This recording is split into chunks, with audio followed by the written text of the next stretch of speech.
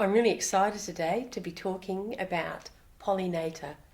She's a quirky character who is in the Mandala, My Thoughts Pollinate the Ether. She has her arms raised and the seeds all around her. She's very vibrant and very present. And her role is to remind us of the power of our thoughts. We see her in the garden with her arms raised, her double set of arms, and seeds are all around her, scattering into the world, into the earth, into the air. Something that we meditate on while we're colouring her is that our thoughts really are like seeds.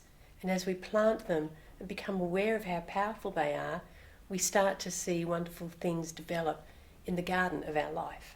Thoughts that are positive seeds, thoughts like, I'm prepared to try something new. I'm willing to let go of the things of the past. I visualise a really great future.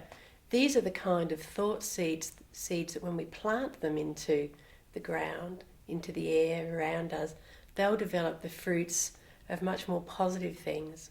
And as always, when we colour, we find that our mind starts to slow down, our breathing relaxes, and we choose colours that represent something for us, some meaning for us. So it could be yellow because of the sunshine, or blue to represent the sky.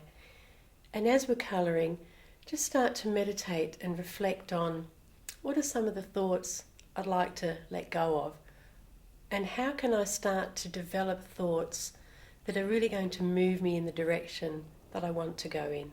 Thoughts give us energy and vibrancy, they invoke images, and they invoke a sense of the possible. Thoughts are actually electrical currents. We know they can be tracked.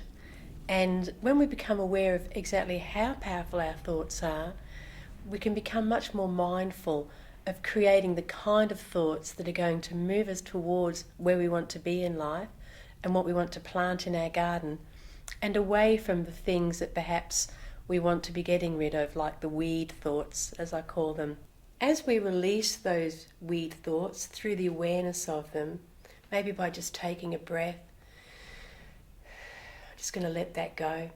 We then create space in our garden to plant new seeds, to reframe old thoughts, to invite the kind of ideas and creativity into our mind that's inspirational and motivational, that invokes images of the possibility of what we can be creating in our life. Eventually, the weeds that had a hold, and often for quite a long time, just like in the garden, will disappear. We might see one pop up, but we become aware of it.